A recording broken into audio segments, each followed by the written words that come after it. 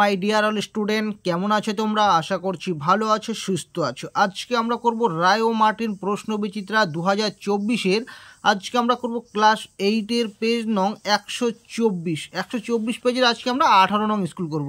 তোমরা যারা 1 থেকে 17 নং স্কুল এখনও দেখোনি তারা প্লে লিস্ট থেকে দেখে নাও। তো চলো আর কথা বাড়ছি না, শুরু করছি। দেখো, একের দাগে বলেছে একটি বর্গাকার পার্কের বাইরের চারিদিকে 3 মিটার চওড়া একটি রাস্তা আছে। রাস্তা সমেত পার্কের পরিসীমা 484 মিটার হলে রাস্তাটির ক্ষেত্রফল কত?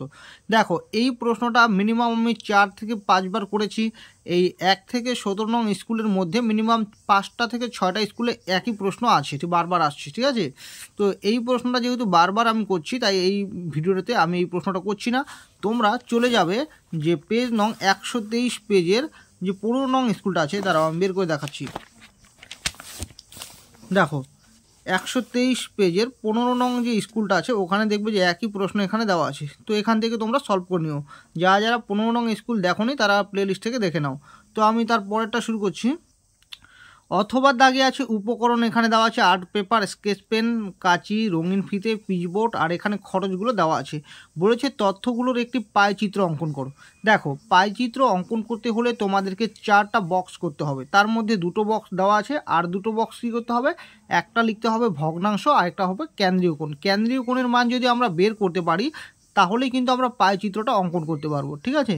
তো আমি লিখে নিচ্ছি। তো দেখো, আমি এখানে তুলে নিয়েছি উপকরণ, খরচ, এই দুটো তো বইয়ে দেওয়াই আছে। আমি বাড়তি লিখেছি ভগ্নাংশ আর কেন্দ্রীয় কোণ, ঠিক আছে? তো এগুলো পরপর বইয়ে যা দেওয়া আছে আমি তাই লিখে নিয়েছি। তো এখানে ভগ্নাংশটা কীভাবে বের করবে? দেখো, ভগ্নাংশ বের করতে হলে আমাদের প্রথমে মোট কত টাকা খরচ হয়েছে সেটা বের করতে হবে। তো এই সবগুলো যদি যোগ করে দিই তাহলে হবে 60, ঠিক আছে? তো 60 আসবে। তো এবার আমরা খরচটা কীভাবে ভগ্নাংশটা কীভাবে বের করবো? আমরা লিখবো যে 9 বাই, এখানে মোট খরচ কত আছে 60, তাহলে 9 বাই 60। আর এই ভগ্নাংশটা বের করবো 12 বাই 60, আর এটা হবে 25 বাই 60, তারপরে কত 6 বাই 60, তারপরে 8 বাই 60, বুঝলে? তাহলে ভগ্নাংশ বের করাটা বুঝলে, যে মোট যত টাকা আসবে বা মোট যেটা আসবে সেটা দিয়ে আমরা এটা বাই মোটটা লিখবো, ঠিক আছে? আর কেন্দ্রীয় কোণটা কীভাবে করব? যে ভগ্নাংশটা এলো সেটাকে আমরা 360 ডিগ্রি দিয়ে গুণ করে দিলেই কেন্দ্রীয় কোণটা বেরিয়ে যাবে। একই রকমভাবে 12 বাই 60 এটাকেও আমরা 360 ডিগ্রি দিয়ে গুণ করব। 25 বাই 60 এটাকেও আমরা 360 ডিগ্রি দিয়ে গুণ করব। তারপর আছে 6 বাই 60 এটাকেও 360 ডিগ্রি দিয়ে গুণ করব। আর আছে 8 বাই 60 এটাকেও 360 ডিগ্রি দিয়ে গুণ করব।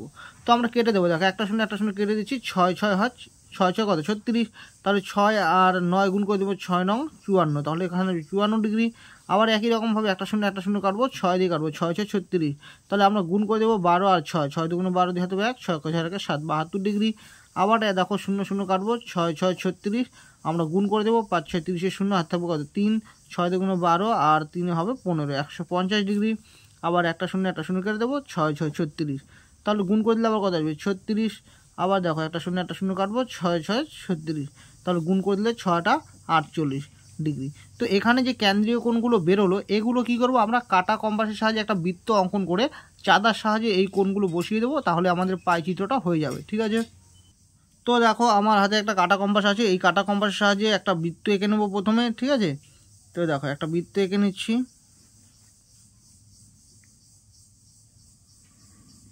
তো আমি একটা বৃত্ত এঁকে নিলাম। বৃত্ত এঁকে নিয়ে এবার আমরা কি করব? একটা প্রথম ব্যাসার্ধ নিব, ঠিক আছে?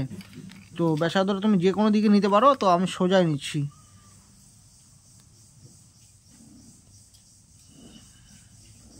নিয়ে নিলাম। এবার এই ব্যাসার্ধের ওপর বসিয়ে চাঁদা বসিয়ে আমরা এই কোণগুলোকে পরপর বসিয়ে দেবো, ঠিক আছে? তাহলে প্রথম কোণ যেটা আছে আর্ট পেপারে কোণ কত আছে 54 ডিগ্রি, তাহলে আমরা এই 54 ডিগ্রি চাঁদার সাহায্যে এখানে বসাবো। তো দেখো, এখানে বসিয়ে এটাকে 180 এর সরলরেখার সঙ্গে সমান করব। 54 মানে নিচের ঘরগুলো গুনবো, তাহলে এটা 50, 50-এর পরে 4 ঘর, ছোটো দাগটা, ঠিক আছে? এটা তাহলে এটা হলো 54। তো আমরা কি করব? এটা যোগ করে দেব। তো যোগ করার সময় একটা কথা খেয়াল মনে রাখবে, যেন এটা এই বৃত্তের বাইরে না চলে যায়, ঠিক আছে? তো এই দেখো 54 ডিগ্রি হয়ে গেলো। তাহলে এই কোণটা কত? এই কোণটা হলো 54 ডিগ্রি। তো এটা হলো আর্ট পেপার, ঠিক আছে? তারপরে কি আছে তা বলো তো? তারপরে আছে স্কেচ পেনটা কীভাবে করব? একই রকমভাবে আমরা এবার এখানে করব। স্কেচ পেনের কত আছে 72 ডিগ্রি, তাহলে এখানে বসি এটার সঙ্গে সোজা করে দেবো, ঠিক আছে? তো 72 ডিগ্রি, তাহলে 72 ডিগ্রি কোথায়? দাঁড়াও 72 ডিগ্রি, 72 ডিগ্রিটা কোথায়? দেখো 72 ডিগ্রি হলো এই 70, 70-এর পর 2 ঘর, 70, 71, 72, তাহলে এটা আসবে। ঠিক আছে, একই রকমভাবে এটা যোগ করে দেবো, তাহলে এটা হলো 72 ডিগ্রি। আর এটা হলো স্কেচ পেন। ঠিক আছে, তারপর কি আছে, তারপর আছে কাঁচি। কাঁচির কোণ কত আছে, 150 ডিগ্রি। একই রকমভাবে আমরা কি করব, খাতাটা একটু ঘুরিয়ে নিই। ঠিক আছে, তা এখানে আমরা 150 ডিগ্রি কোণ অঙ্কন করব। তো এখানে বসাবো, বসিয়ে এটার সঙ্গে সোজা করব 150 ডিগ্রি কোণ। তাহলে 150 ডিগ্রি কোণটা আসবে বলো তো, এটা, তাহলে এটা হলো 150। তো এটার সঙ্গে এটা যোগ করে দেবো।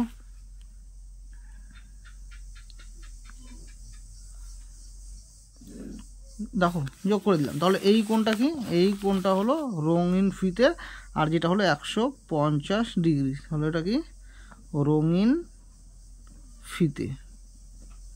ঠিক আছে, সরি এটা রঙিন ফিতে না, এটা কাঁচি। ঠিক আছে, এটা কাঁচি, এটা হলো কাঁচি।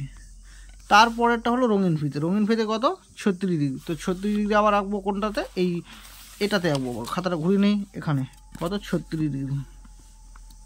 তো এখানে বসিয়ে এটার সঙ্গে সোজা করে দেবো 36। তাহলে এই যে 30, 35, 36 এই কোণটা, তো এটাকে যোগ করে দেবো 36, তাহলে 36 হয়ে গেল।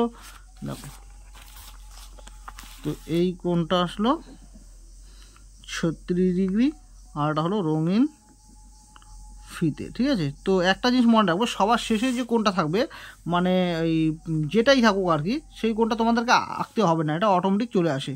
এই কোণটা হলো 48 ডিগ্রি। এটা কি, এটা হলো pitch board. X minus 1/x equal to p হলে x square plus 1/x square equal to কত? তো আমরা কি করব, প্রথমে হোলের আগে যা আছে প্রথমে সেটা তুলে নেব। তো দেখো, হোলের আগে যা ছিল আমি তাই তুলে নিয়েছি। আমাদের বের করতে বলেছে, সুতরাং যে আমি প্রশ্নটা তুলে নিচ্ছি, আমাদের বের করতে বলেছে x square plus 1/x square equal to কত, এটা আমাদের বের করতে বলেছে। তো আমরা কিভাবে করব, এটাকে এক্স লিখে বাইরে স্কোয়ার লিখতে পারি, তাই তো, তাহলে এক্স স্কোয়ার হয়ে যাবে। আবার এটাকে 1/x লিখে বাইরে স্কোয়ার লিখতে পারি। এক স্কোয়ার মানে 1 হবে, আর এক্সের মাথায় স্কোয়ার মানে এক্স স্কোয়ার, তার মানে এটা যা কথাটা একই কথা। তো এবার কি করবো, আমরা সূত্র দেবো। এটাকে যদি এ ধরি আর এটাকে যদি বি ধরি, তাহলে এ স্কোয়ার প্লাস বি স্কোয়ার আসছে। তো আমি এখানে পাশে লিখে দিচ্ছি এ স্কোয়ার প্লাস বি স্কোয়ারের সূত্র। তো এ স্কোয়ার প্লাস বি স্কোয়ারের দুটো সূত্র। ঠিক আছে, একটা হলো এ প্লাস বি তার হোল স্কোয়ার মাইনাস 2ab, আরেকটা হলো এ মাইনাস বি তার হোল স্কোয়ার প্লাস 2ab। তো এবার প্রশ্ন হলো আমরা কোনটা সূত্র এখানে ইউজ করব, ব্যবহার করব। দেখো, এখানে যেহেতু মাইনাস আছে, তাই আমরা এই নিচের মাইনাস সূত্রটা এখানে ব্যবহার করব। ঠিক আছে, এখানে এ মাইনাস বি, এ বলতে এক্স মাইনাস বি বলতে 1/x তার স্কোয়ার প্লাস হলো 2ab। সূত্রে 2a বলতে এখানে কত, এক্স, আর বি বলতে কত, 1/x, বুঝলে। তো এবার দেখো, এক্স মাইনাস 1/x এর মান কত দেওয়া আছে, পি দেওয়া আছে, তাহলে এর বাইরে কি হবে, স্কোয়ার, প্লাস এখানে দেখো এই এক্স কেটে যাবে, তাহলে এখানে কত হবে, গুণ করে দিলে 2 অক্ষে 2, তাহলে পির মাথা স্কোয়ার মানে কত, পি স্কোয়ার প্লাস 2, এটাই হবে অ্যান্সার। এরপরে দেখো, অথবা দাগে আছে সমাধান করো। আমি প্রশ্নটা তুলে নিচ্ছি। তো দেখো, আমি প্রশ্নটা তুলে নিয়েছি, বা এখানে যা আছে আমরা প্রথমে তাই লিখব, আর এখানে আমরা কি করব, এখানে গুণ করে দেবো। 3 দুগুণে 6, আর একে কত হবে, 7, তাহলে এখানে সমান সমান হবে 7/2 মাইনাস হবে x/3। আমরা প্রথমে এক্স এক্স যেগুলো আছে, এক্স এক্স এক্স এগুলোকে এক পাশে রাখবো, আর এক্স ছাড়াটাকে ও পাশে রাখবো, মানে সমান সমান ও পাশে রাখবো। তাহলে এক কোনটা কোনটা আছে, এটা আছে x/4 মাইনাস আছে x/2, এটা এক্স আছে, আবার এটাও আছে, তাহলে এটা মাইনাস আছে, এটা সমান সমান এই পাশে কি আসলে প্লাস হয়ে যাবে, তাই ঠিক আছে, প্লাস x/3 সমান সমান হবে 7/2, বুঝলে। আমরা এইগুলোকে বা পাশে নিয়ে এলাম, আর এক্স ছাড়াটাকে ডান পাশে রেখে দিলাম। এবার আমরা করব কি, 4, 2, 3 এর লসাগু নেব। তো আমি এখানে রাফে দেখাচ্ছি 4, 2 আর 3 লসাগু কত হয়। তো আমরা প্রথমে 2 দিয়ে ভাগ করব, 2 দুগুণে 4, 2 অক্ষে 2, আর 3কে ভাগ যাবে না, তাই 3 থাকবে। তো এরপর কিন্তু আর কোনো সংখ্যা দিয়ে ভাগ যাবে না। তো যদি ভাগ না যায়, তাহলে আমরা সবগুলোকে গুণ করব, 3 অক্ষে 3, 3 দুগুণে 6, 6 দুগুণে 12, তাহলে লসাগুটা হবে 12। আমরা কি জানি, লসাগুর সময় নিচের সংখ্যাটা দিয়ে, মানে হরটা দিয়ে লসাগুটাকে ভাগ করতে হয়। 4 দিয়ে 12কে ভাগ করলে আসবে 3, 3 দিয়ে xকে গুণ করলে আসবে 3x, ঠিক আছে, মাইনাস। আবার 2 দিয়ে যদি 12কে ভাগ করি আসবে 6, 6 দিয়ে xকে গুণ করলে আসবে 6x। আবার 3 দিয়ে এই 12কে ভাগ করলে আসবে 3, 4 আবার 4, 4 দিয়ে xকে গুণ করলে কি আসবে 4x ইকুয়াল টু 7/2, ঠিক আছে। তো এবার দেখো, এটার সামনে কি আছে, প্লাস চিহ্ন আছে, নাই মানে প্লাস, আর এটার সামনে মাইনাস, তাহলে প্লাসে মাইনাসে কি হবে, মাইনাস। তাহলে 6টা x থেকে 3টা x চলে গেলে কটা থাকবে, 3টা x, আর চিহ্ন সবসময় বড় সংখ্যা সামনেটা হয়, তাই মাইনাস হবে। আর এখানে যা আছে তাই লিখে নিচ্ছি, প্লাস 4x/12 ইকুয়াল টু 7/2। আবার দেখো এখানে ক্যালকুলেট করবো, প্লাজে মাইনাসে কী হয়, মাইনাস 4টা এক্স থেকে 3টা এক্স চলে গেলে কটা থাকবে, একটাই এক্স, আর চিহ্ন কোনটা থাকবে, বড় সংখ্যার সামনেটা, তার মানে প্লাস, এখানে নাই মানে প্লাস, আর এখানে যা আছে তাই লিখে নিচ্ছি। তো এবার আমরা এক্সের দিকে গুণ করব, ঠিক আছে, যেহেতু আমরা এক্সের মানটা বের করব, তাহলে এখানে গুণ করলে আসবে 2x, আর এই দিকে গুণ করলে তোমরা এখানে 12 আর 7 গুণ করে যা হয় সেটা লিখতে পারো, আবার গুণ আকারে রাখতে পারো। তো গুণ আকারে রাখাটাই বেস্ট, কারণ কাটাকাটি করতে সুবিধা হবে। দেখো এক্সের সঙ্গে 2টা গুণ আকারে আছে, সমান সমান উপাশে গেলে কী হবে, ভাগ হয়ে যাবে। 2 দিয়ে কেটে দিচ্ছি, 6 2 12, বা এক্স সমান সমান আসলো 6 7 42। তাহলে আমরা লিখে নেব, সুতরাং নির্ণয়ের সমাধান x = 42। তো এটাই হবে অ্যান্সার। 3-এর দাগে আছে গুণফল নির্ণয় করো। আমি প্রশ্নটা তুলে নিচ্ছি। তো দেখো আমি প্রশ্নটা তুলে নিয়েছি, আমরা কি করব, গুণ করব। প্রথমে এই 4p² দিয়ে এই সবগুলোকে গুণ করব, তারপর -5 দিয়ে সবগুলোকে গুণ করব। সবার প্রথমে গুণ করার আগে একটা জিনিস মনে রাখবো, প্রথমে আগে চিহ্নটা গুণ করতে হবে, তারপর সংখ্যাগুলো গুণ করতে হবে।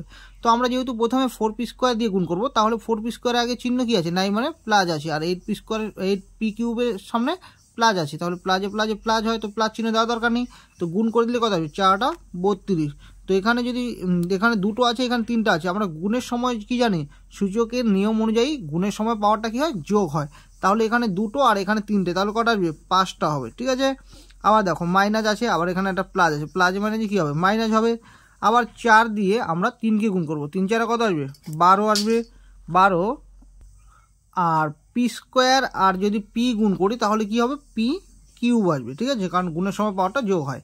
একই রকমভাবে এটা সামনে প্লাস আছে, এটা সামনে মাইনাস, প্লাসে মানে যে মাইনাস, তো এটা দিয়ে এটা গুণ করলে 4 2 কত আসবে, 8 আসবে, 8। আর এখানে p² আর p² যদি আমরা গুণ করি তাহলে p এর পাওয়ার কত আসবে, 4 আসবে, বুঝলে। এবার দেখো আমাদের 4p² দিয়ে গুণ শেষ, এবার আমরা -5 দিয়ে গুণ করবো। প্রথমে মাইনাস আর এটার সামনে প্লাস, তাহলে প্লাসে মানে যে কী দেবো, মাইনাস দেবো, 5 দিয়ে গুণ করবো, 5 এটা 40 p³। আবার দেখো মাইনাস আর এখানে মাইনাস, মানে যে আমরা প্লাস দিব, 5 দিয়ে এটাই গুণ করবো, 3 5 15p। আবার মাইনাসে মানে আসবে প্লাস, 5 দিয়ে এটাই গুণ করবো, 5 2 10 10p², ঠিক আছে। তো এবার আমাদেরকে দেখতে হবে কোথায় কোথায় একই আছে। একই আছে মানে এখানে p এর পাওয়ার 5 কি আরও আছে, নেই, তো এখানে যা আছে তাই লিখে নিচ্ছি। এবার দেখবো যে 3 কোথায় কোথায় আছে, আমি পাওয়ার অনুযায়ী সাজাচ্ছি, ঠিক আছে। তাহলে এবার 4 দেখবো কোথায় কোথায় আছে, এখানে আছে আর নেই, তো এখানে আমরা যা আছে তাই লিখে দিচ্ছি, 8 p এর পাওয়ার 4। এবার দেখবো কিউব কোথায় কোথায়, এখানে আছে এখানে আছে, তাহলে এটা সামনে মাইনাস, আর এটা সামনে কী আছে, মাইনাস। মাইনাসে মানে যে কী হবে, প্লাস হবে, মানে যোগ করবো, যোগ করে দিলে কত আসবে, 40 আর 50 52 p³ আসবে। এবার চিহ্ন কোনটা আসবে, চিহ্ন সবসময় বড় সংখ্যার সামনেটা আসবে, তো আমরা এখানে মাইনাস দেবো। এবার দেখবো স্কোয়ার কোথায় আছে, একটাই আছে, ঠিক আছে, এখানে 10p², আর কিন্তু স্কোয়ার নেই, তো আমরা এখানে যা আছে তাই লিখেছি 10p²। আর চিহ্ন দেওয়ার ব্যাপারে বলি, যে সংখ্যাটা তুমি লিখবে তার সামনে যে চিহ্ন থাকবে সেটাই তোমরা লিখবে, ঠিক আছে। আর দেখো p কিন্তু আর নেই, ঠিক আছে, এটাই আছে শুধু, তাহলে এটা লিখবো 15p, আর কিছু নেই, ঠিক আছে। তো এটাই হবে অ্যান্সার। এরপরে দেখো আছে ভাগফল নির্ণয় করো। আমি প্রশ্নটা তুলে নিচ্ছি, কিন্তু প্রশ্নটা তোলার আগে তোমাদেরকে একটা কথা বলে নেই, যেহেতু এখানে ভাগফল করতে বলেছে, এখানে কিন্তু ভাগ চিহ্ন দেওয়া নেই, তো আমাদের এখানে ভাগ চিহ্ন দিতে হবে, মানে এটা ভুল উঠেছে, এখানে ভাগ চিহ্ন হবে, ঠিক আছে। তো আমরা প্রশ্নটা প্রথম তুলে নেব। তো দেখো আমি প্রশ্নটা তুলে নিয়েছি, তাহলে আমরা কি করব, এটা দিয়ে এটাকে ভাগ করব, তাহলে লিখে নিচ্ছি 6x² - 7x + 2। তো এটাকে আমরা ভাগ করব কত দিয়ে, 3x - 2, ঠিক আছে। তো আমাদের সবার প্রথমে ফোকাস রাখতে হবে এই প্রথম সংখ্যাটার দিকে। দেখো এটা সামনে কত আছে, 6 আছে, আর এখানে সংখ্যাটা কত আছে, 3 আছে। তো আমরা যদি 2 দিয়ে গুণ করি, 3 2 কত আসবে, 6 আসবে। এবার দেখো এই x এর পাওয়ারে কত আছে, 1 আছে, আর x এর পাওয়ারে কত আছে, 2 আছে, তার মানে কি আমাদের আরেকটা x লাগবে। তো আমরা যদি একটা x দিয়ে গুণ করি, x গুণ করলে আসবে x², বুঝলে। আবার দেখো এখানে মাইনাস আছে, আবার এটা দিয়ে এটা গুণ করবো, 2 2 4 4x। এবার আমরা কি করব, চিহ্ন পাল্টে দেবো, প্লাস থাকলে মাইনাস, মাইনাস থাকলে প্লাস। তো দেখো এটার সামনে আছে প্লাস, আর এটার সামনে কি হবে, মাইনাস, মানে এখন মাঝখানে চিহ্নগুলো কাজ করবে না, মানে ওপরেরটা আর নিচেরটা কাজ করবে। তাহলে প্লাসে মানে যে মাইনাস, তাহলে এটা থেকে এটা কি বাদ যাবে, তার মানে কিছুই থাকবে না। আবার দেখো মাইনাস আছে 7x এর সামনে, আর 4x এর সামনে কি আছে বলো তো, প্লাস আছে, মানে এই চিহ্নটা এবার কাজ করবে না, কাজ করবে ওপরে চিহ্ন আর নিচে চিহ্ন। তাহলে মাইনাসে প্লাসে কি হয়, মাইনাস হয়, তো আমরা বিয়োগ করে দেবো, বিয়োগ করে দিলে আসবে 3x, আর চিহ্ন থাকবে সবসময় বড় সংখ্যার সামনেটা, আর এখানে আছে +2, বুঝলে। এবার এখানে যে চিহ্নটা থাকবে সেই চিহ্নটাই তোমরা এখানে দেবে, সব সময় মনে রাখবে, এখানে যে চিহ্ন থাকবে সেটাই আমরা এখানে দেবো, ঠিক আছে। এবার এখানে কত দিয়ে গুণ করলে 3x আসবে, দেখো এখানে 3x আছে, এখানে 3xই আছে, তো আমরা যদি 1 দিয়ে গুণ করি তাহলে আসবে 3x আসবে, কিন্তু আমাদের প্রথমে চিহ্ন গুণ করতে হবে। দেখো এটা সামনে মাইনাস আর এটা সামনে প্লাস, তাহলে প্লাস মানে যে মাইনাস আসলো, 1 দিয়ে 3x গুণ করলে 3x হবে, আবার দেখো এটার সামনে মাইনাস আর এটার সামনে মাইনাস, মাঝে মাঝে আসবে কি প্লাস, 1 দিয়ে 2কে গুণ করে 2 অক্ষে 2। এবার কী করবো আমরা চিহ্ন পাল্টে দেবো, ঠিক আছে। তারপর এখানে প্লাস চিহ্ন আছে, তো এটার উল্টো আমরা মাইনাস দিয়ে দেবো, ঠিক আছে। তো মাইনাসে প্লাসে মাইনাস, তাহলে 3x থেকে 3x গেলে 0 থাকবে, আবার প্লাসে মানে যে মাইনাস, তাহলে 2 থেকে 2 চলে গেলে 0 থাকবে। তো আমরা সেটার জন্য একবারে কেটে দেবো, তাহলে লিখবো 0। তাহলে লিখে নেবো সুতরাং নির্ণয়ে ভাগফল সমান সমান কত বলো তো? ভাগফল হলো এটা 2x - 1, আর ভাগ শেষ কত? তাহলে লিখবো যে ভাগ শেষ সমান সমান 0। তো এটাই হবে অ্যান্সার। 4-এর দাগে আছে 2x + 1/3x = 4 হলে 27x³ + 1/8x³ এর মান কত? ঠিক আছে, প্রথম আমরা হোলের আগে যা আছে সেটা তুলে নেব। তো দেখো আমি তুলে নিয়েছি 2x + 1/3x = 4, এটা আমি তুলে নিয়েছি। তো আমাদের কার মান বের করতে বলেছে এটার মান, ঠিক আছে। তো আমি মোটামুটি ধরো এতটুকু জায়গা ছেড়ে দিচ্ছি। কেন জায়গা ছেড়ে দিচ্ছি সেটা আমি তোমাদের পরে বলছি। দেখো সুতরাং দিয়ে এবার আমি প্রশ্নটা তুলে নেব। প্রশ্নটা কি আছে? প্রশ্নটা আমরা একবার পড়ে নেই। প্রশ্নটা আছে 27x³ + 1/8x³। তো লিখে নিচ্ছি 27x³ + 1/8x³, ঠিক আছে। তো এবার লিখব যে সমান সমান, দেখো এটাকে কত কিউব লেখা যায়? এটাকে লেখা যায় 3, দেখো আমি এখানে ভেঙে দেখাচ্ছি, 3 দিয়ে ভাঙাচ্ছি, 3 নং 27, 3 তিরিখা 9, অর্থাৎ কি 3-এর মাথায় কিউব লেখা যায়, আবার এখানে এক্স আছে, তো আমি একবার বাইরে লিখছি, 3-এর কিউব মানে 27, এক্সের কিউব মানে x³। একই রকমভাবে 8কে কত লেখা যায় বলতো? 2 লেখা যায়, তাহলে আবার এখানে এক্স আছে, তাহলে 2x, 1-এর কিউব মানে 1, আর 2-এর কিউব মানে 8, আর এক্সের মাথায় কিউব মানে x³, ঠিক আছে। তো এবার এটাকে আমরা a ধরবো আর এটাকে b ধরবো। তাহলে a + b এর সূত্র আমরা a যদি ধরি, এটাকে b ধরি, তাহলে কি আসছে? a³ + b³ আসতেছে, তাই তো। তো a³ + b³ এর আমরা সূত্র জানি, কি জানি? a + b তার whole cube -3ab * a + b। তো আমরা এই সূত্রটা এখানে প্রয়োগ করব। ঠিক আছে, সমান সমানটা এখান থেকে দিচ্ছি। দেখো a + b, a বলতে এখানে 3x + b বলতে কি আছে? 1/2x, তার কি আছে? হোল কিউব মাইনাস আছে 3ab, তাহলে সূত্রে 3, a বলতে 3x, b বলতে 1/2x, 3ab, তারপর কি আছে? ইন্টু কি আছে? a + b, তাহলে a বলতে আছে 3x + b আছে 1/2x, বুঝলে? তো আমরা লিখে নিলাম। এবার একটা জিনিস লক্ষ্য করে দেখো, আমরা 3x + 1/2x এ যদি মানটা বসিয়ে দিতে পারি তাহলে কিন্তু অঙ্কটা আমাদের হয়ে যাবে। কিন্তু লক্ষ্য করে দেখো ওপরে কিন্তু উল্টোটা দেওয়া আছে। আমাদের দরকার 3x + 1/2x, আর এখানে দেওয়া আছে 2x + 1/3x, মানে এখানে 3x থাকার কথা, এখানে 2x আছে, আবার এখানে 2x থাকার কথা, এখানে 3x আছে, তো মানে উল্টোটা আছে, তাই তো। তার মানে আমাদেরকে এটাকে একটু সাজিয়ে নিতে হবে, তো সেই জন্য আমি জায়গা রেখেছি। তো আমি যদি প্রথমেই আমি সাজিয়ে নিতাম তাহলে হয়তো অনেকের প্রশ্ন থাকতো যে প্রথমে এটা কিভাবে করছি, মানে কেন করছি আমি এটা, এরকম প্রশ্ন থাকতো তোমাদের, তাই আমি করিনি, ঠিক আছে। এবার আমরা করব। তাহলে কি করব আমরা? যে উভয় পক্ষকে 3/2 দিয়ে গুণ করে পাই।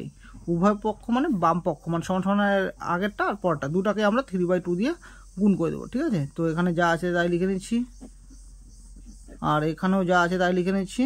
এটাকে আমরা কি করব? 3/2 দিয়ে গুণ করে দিলাম। তো এবার দেখো এটা দিয়ে যদি এটা গুণ করি, তাহলে এটা দিয়ে এটা গুণ করার সময় দেখো এই 2 আর 2 কাটা যাবে, তাহলে থাকবে কত? 3x প্লাস, আবার এটা দিয়ে যখন এটাকে গুণ করবো তখন কিন্তু এই 3 আর এই 3 কাটা যাবে, থাকবে কি 2 থাকবে, তাই তো। তাহলে ওপরে থাকবে, আমি এখানে দেখাচ্ছি, দেখো অনেকে হয়তো বুঝবে না। দেখো এটা দিয়ে এটাকে যদি গুণ করি তাহলে 3/2 গুণন কি আসবে? 1/3x, তো এটা কাটা যাবে, তাহলে থাকবে কি ওপরে 1 নিচে 2x, তাই লিখবো আমরা 1/2x সমান সমান 2 দিয়ে কেটে দিলাম, 2 দুগুণে 4, তাহলে হলো 6, 3 দুগুণে 6। তাহলে দেখো এবার কিন্তু মানটা বেরিয়ে গেলো 3x + 1/2x, এই দেখো 3x + 1/2x, এর মানটা কত তাহলে বেরোলো? এর মানটা বেরোলো 6, তাহলে এখানে 6 বসিয়ে মাথায় কিউব দিব, মাইনাস, এবার দেখবো আমরা কাটাকাটি যায় কিনা, যায়, এখানে x আর x কাটা যায়, তাহলে ওপর গুণ করে দেবো, 3 3 9, 9/2 গুণন, এটার মান কত? এটার মান কত? 6, তাহলে এখানে বসিয়ে দিব 6, 6-এর কিউব মানে 6 6 36, মানে 3টা 6 গুণ করবো, 6 6 36, 36কে আবার 6 দিয়ে গুণ করবো, 6 6 36 6, তবে 3 3 18, 19 20 21, মানে 216 মাইনাস 2 দিয়ে কেটে দেবো, 8 দুগুণে 16, তাহলে 8 9 72, তাহলে 216 থেকে আমরা 72কে মাইনাস করে দেবো, তাহলে এখানে কত আসবে? 4, আর 11 থেকে যদি 7 চলে যায় তাহলে কত আসবে? 4, হ্যাঁ হাতে থাকবে 1, তার মানে 144 আসবে, তাহলে 144 হবে অ্যান্সার। 5-এর দাগে আছে পুরক কোণ, সম্পূরক কোণ এবং সন্নিহিত কোণ এর সংজ্ঞা দাও। তো দেখো আমি লিখে নিয়েছি পুরক কোণ। দুটি কোণের সমষ্টি 90 ডিগ্রি হলে একটিকে অপরটির পুরক কোণ বলে, যেমন 50 ডিগ্রি আর 40 ডিগ্রি কি পরস্পরের পূরক কোণ। 50 আর 40 যোগ করলে কত আসবে? 90 আসবে। আর কোনো কোণের পূরক কোণ বের করতে বললে কি আমরা কীভাবে বের করি বলো তো? 90 থেকে ওই কোণটাকে মাইনাস করে দিলে সেই কোণটার পূরক কোণ বেরিয়ে যায়। সেই জন্য 50 ডিগ্রি কোণের পূরক কোণ হলো 90 ডিগ্রি। আবার দেখো সম্পূরক কোণ, দুটি কোণের সমষ্টি 180 ডিগ্রি হলে একটিকে অপরটির সম্পূরক কোণ বলে। দেখো 120 আর 60 যদি যোগ করি কত হয়? 180 হবে। তাহলে এই দুটো কোণ কী হবে? পরস্পর সম্পূরক কোণ। তারপর দেখো সন্নিহিত কোণ কাকে বলে? একই শীর্ষবিন্দু ও একই সাধারণ বাহুর দুপাশে অবস্থিত কোণ দুটিকে একটিকে অপরটির সন্নিহিত কোণ বলে। দেখো এখানে দেখো এই যে এই কোণটা আছে, এই কোণটার যে শীর্ষবিন্দু মানে এটা, আবার এই কোণটার শীর্ষবিন্দু কোণটা এটাই। তার মানে কি একই শীর্ষবিন্দু, দুটো কোণেরই একই শীর্ষবিন্দু এবং একটি সাধারণ বাহু। এখানে সাধারণ বাহুটা কি? ওবি। ওবি হলো একটা সাধারণ বাহু। তাহলে এই কোণ দুটোকে একটিকে অপরটির সন্নিহিত কোণ বলে। তাহলে এই কোণটার নাম কি? এ ও বি।